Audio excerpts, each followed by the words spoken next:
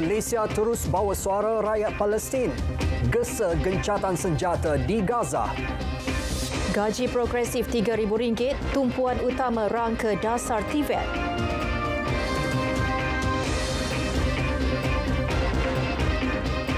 Assalamualaikum, salam Malaysia Madani. Yang di-Perdana Agong Sultan Abdullah Riayatuddin Al-Mustafa Billah Shah berkenan menerima menghadap delegasi China diketuai Naib Presidennya Han Zheng di Istana Negara. Baginda meluangkan masa hampir 45 minit bersama Han dan delegasi pada pukul 12.45 tengah hari. Turut hadir Menteri Luar Datuk Seri Dr. Zamri Abdul Kadir, Timbalan Menteri Pelaburan, Perdagangan dan Perindustrian Liu Chin Tong dan Duta Besar China ke Malaysia Ouyang Eugene. Han kini dalam lawatan rasmi ke Kuala Lumpur sehingga 11 November bersempena ulang tahun ke-10 Perkongsian Strategik Komprehensif Malaysia-China tahun ini. Malaysia terus membawa suara rakyat Palestin bagi menggesa gencatan senjata segera dilaksana di Gaza. Hasrat itu disuarakan menerusi pertemuan Perdana Menteri Datuk Seri Anwar Ibrahim bersama Naib Presiden China Han Zheng di Putrajaya. Ia penting bagi membolehkan bantuan kemanusiaan dapat disalur ke Gaza tanpa sebarang sengkatan. Dan itu kita mengharapkan supaya China dapat mainkan peranan yang aktif, dan itulah harapan yang telah disuarakan oleh Yang Amat Berhormat tadi dalam perbincangan dengan Naib Presiden, dan respon yang baik daripada pihak China untuk memastikan bersama-sama agar masalah ini dapat segera diselesaikan. Beliau ditemui selepas pertemuan kedua-dua pemimpin berkenaan di Perdana Putra Putrajaya sempena lawatan rasmi 4 hari Han ke Malaysia bermula semalam. Pertemuan turut menyentuh isu serantau dan antarabangsa yang menjadi kepentingan bersama serta kerjasama dalam industri halal.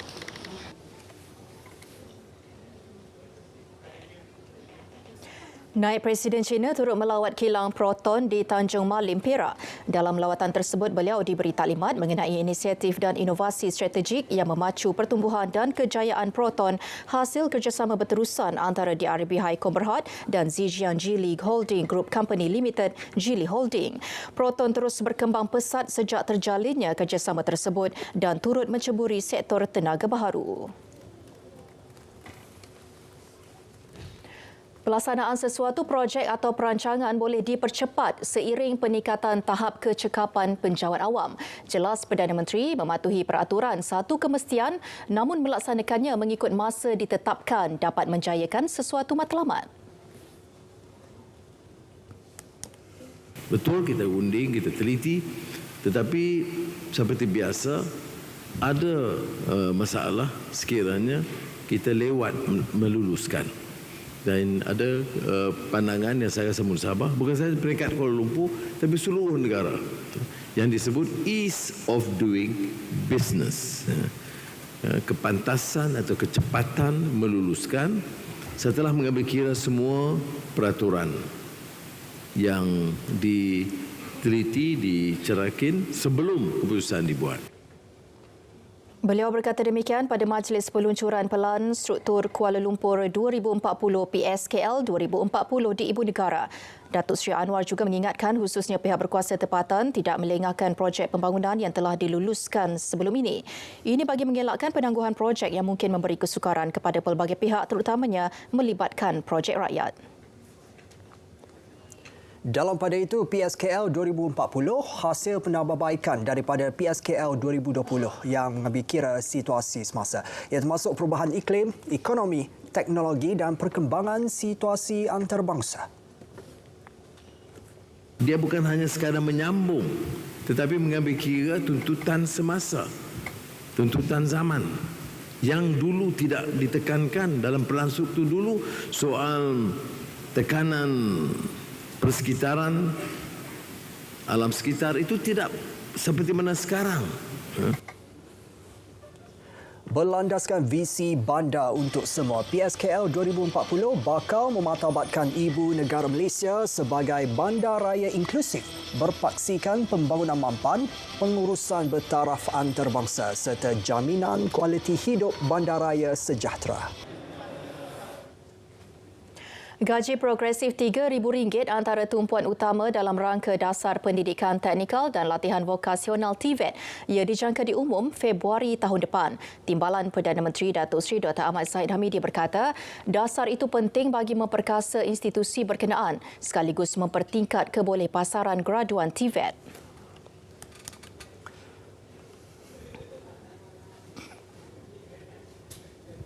Dalam perkara ini, saya sangat serius. Biarpun saya tidak digelar sebagai bapa TVET negara pun tak apa. Tetapi saya akan tetap berada di garisan harapan untuk harus diberikan ganjaran atau gaji lebih daripada yang lain.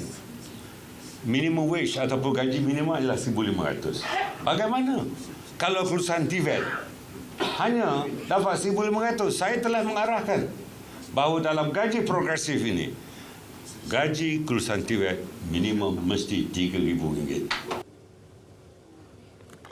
Beliau yang juga pengerusi jawatan kuasa Majlis TVET Negara memaklumkan ketika ini Sekretariat TVET terdiri daripada 10 pakar pelbagai bidang kemahiran sedang merangka dasar berkenaan untuk dibentangkan ke Kabinet bagi mendapat pandangan dan kelulusan.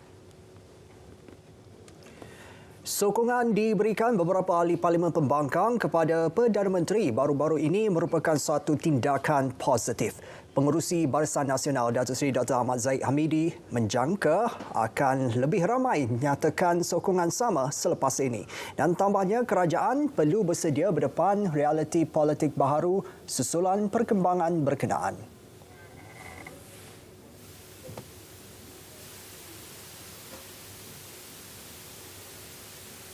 Bukan hanya 4 orang ini saja, tapi kita menyangkakan mungkin lebih daripada itu yang akan memberikan dukungan pada PMX. Dan kita mesti bersangka baik di dalam dukungan yang diberikan. Beliau mengulas tindakan 4 ahli Parlimen Bersatu iaitu Jeli, Gomusang, Kuala Kangsar dan Labuan yang mengisytiharkan sokongan terhadap Datuk Seri Anwar Ibrahim. Selidik sebelum memboikot sesuatu produk. Ia bagi mengelak tindakan tersebut memberi kesan negatif kepada seseorang dan institusi keluarga. Kita tahu bahawa boikot ini akan memberikan tekanan. Kesan dia itu memang besar. Dan kesan dia bila dia melibatkan syarikat tersebut, ultimately dia akan melibatkan pekerja. Sebab bila syarikat tu terkesan dengan boikot tersebut, akhirnya dia terpaksa retrench, buang pekerja. Kan? Jadi dalam konteks inilah, berdasarkan kepada garis panduan yang dikeluarkan, pentinglah untuk masyarakat untuk tabayun. Itu yang paling penting. Sebelum kita nak boikot tadi tu, kita perlu pastikan keterlibatan syarikat-syarikat tersebut. So jadi kita bimbang kes-kes yang sebegitu yang menjadikan wanita sebagai isteri sebagai mangsa dalam percaturan apa saja tadi. Jadi sebab tu nasihat dia, kita perlu jaga sanctity, kemuliaan perkahwinan itu. Beliau juga telah meminta mufti wilayah untuk mengeluarkan satu garis panduan berkenaan isu boikot dalam masa terdekat.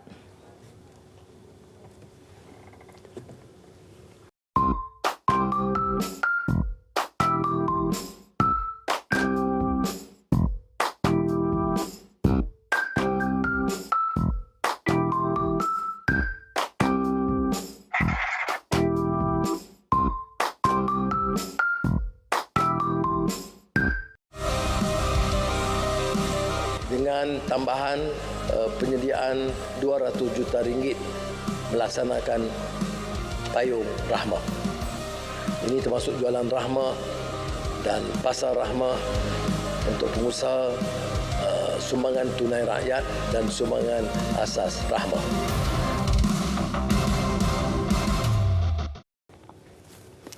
Masih bersama Berita Perdana.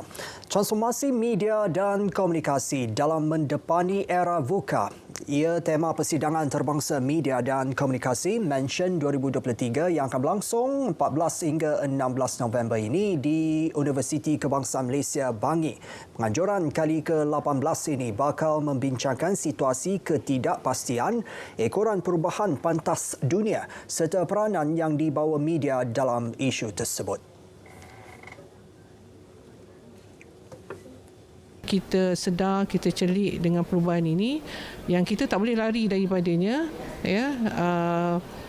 Kita boleh menguruskannya dengan baik, ya, melalui media dan komunikasi, memahaminya dengan baik melalui media dan komunikasi, misalnya melalui literasi media, ya, supaya kehidupan kita menjadi lebih sejahtera, ya. Okey. Dalam persidangan itu, Ketua Pengarah Penyiaran Datuk Suhaimi Sulaiman akan berkongsi pengalaman beliau dalam bidang penyiaran. Jadi cabarannya adalah bagaimana kita nak menyediakan satu pasukan untuk menentukan mesej kita betul-betul sampai dari segi tradisionalnya, dari segi OTT-nya, dari segi social media, dan bagaimana untuk orang kata tailor mesej kita harus dibuat untuk golongan-golongan yang tertentu. Dr. Maizato dan Datuk Suhaimi hadir pada program Selamat Pagi Malaysia di Angkasa Puri, Kota Media. Program konvoi kembara zakat KKZ akan dianjurkan secara bergilir-gilir setiap tahun. Bagi tahun depan, Jabatan Wakaf Zakat dan Haji Jauhar bercadang untuk mengadakan program dokumentari asnaf. Ketua Pengarah Jauhar, Datuk Selamat Paigo berkata melalui program itu, setiap negeri perlu mengemukakan dan mengetengahkan golongan asnaf yang berjaya. Selain sebagai pembakar semangat, adalah menjadi hasrat Jauhar untuk mengurangkan bilangan asnaf miskin agar mereka bangkit dan berdikari dalam meneruskan kehidupan yang lebih baik.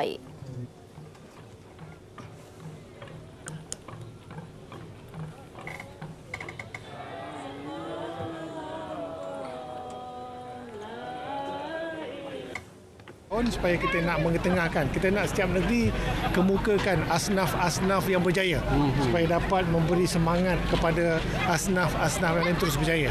Dan kita nak, memang hasrat institusi zakat, kita nak kurangkan bilangan mereka yang bergelar asnaf, yang miskin supaya mereka dapat berdikari.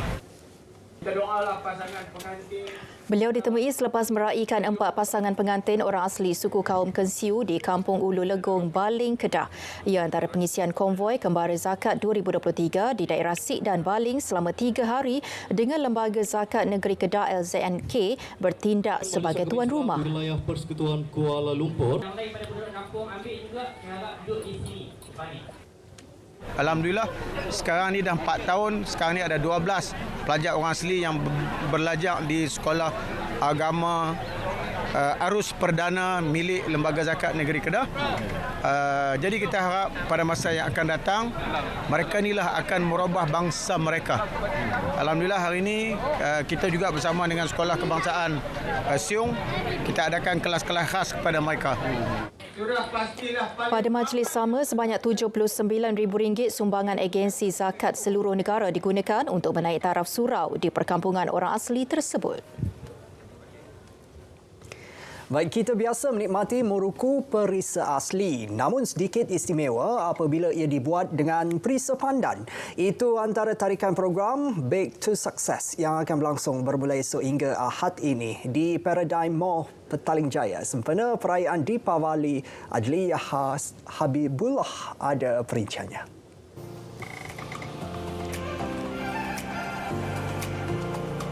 Bukan sahaja muruku, malah banyak lagi kuih tradisi masyarakat India yang boleh didapati menerusi program ini yang bermula 10 pagi sehingga 10 malam dengan harga serendah RM20. Antaranya biskut suji, biskut kelapa keladi dan biskut mentega. Ia anjuran syarikat sosial Ibupreneur dengan kerjasama WCT Holdings Berhad menerusi program tanggungjawab sosial korporat. Bertujuan membantu ibu tunggal dan pesara wanita menjana pendapatan menerusi jualan kuih sempena Deepavali. Inilah untuk memperkenalkan usaha-usaha kami, usaha-usaha kebajikan kami dalam bentuk CSR ke arah memajukan Hari inilah Ibupreneur yang terdiri daripada ibu-ibu tunggal yang ingin menjalankan usaha untuk menjayakan kehidupan mereka dan anak-anak mereka. It is, you can say that it's the first major step towards growing bigger. And WCT amat bermurah hati dan rasa berbangga kami dapat menyumbang ke arah ni. Pasal kami juga ada banyak malls kan. Kami ada Paradigm Mall kat sini di Kelana Jaya. Paradigm Mall juga di Johor Bahru kan. Kami juga mengendalikan mall di KLIA 2. Jadi tempat-tempat yang telah establish, maknanya senangkan usaha-usaha pemasaran mereka. Menerusi Ibupreneur, lebih 1,000 ibu tunggal telah berjaya dibantu menerusi latihan kemahiran termasuk menjahit sekaligus membolehkan mereka menjana pendapatan. Yes, we will have a very well-trained chef who's going to teach the women the innovative pandan muruku. You don't really see that because our internal chef also R&D the products after like the 10 trial. But now we are so happy to teach to the women because you don't really see pandan muruku in the market. So they can learn how to create quality products, and then we want them to be independent and earn income and be sustainable. So at Paradigm Mall, they are going to be there from the 10th to the 12th of November from 10 a.m. to 10 p.m. They're going to be right next to UU Cafe. So we hope that people come and support them, meet them, hear the stories, and taste a delicious product. Menerusi Ibupreneur, lebih 1,000 ibu tunggal telah berjaya dibantu menerusi latihan kemahiran termasuk menjahit sekaligus membolehkan mereka menjana pendapatan.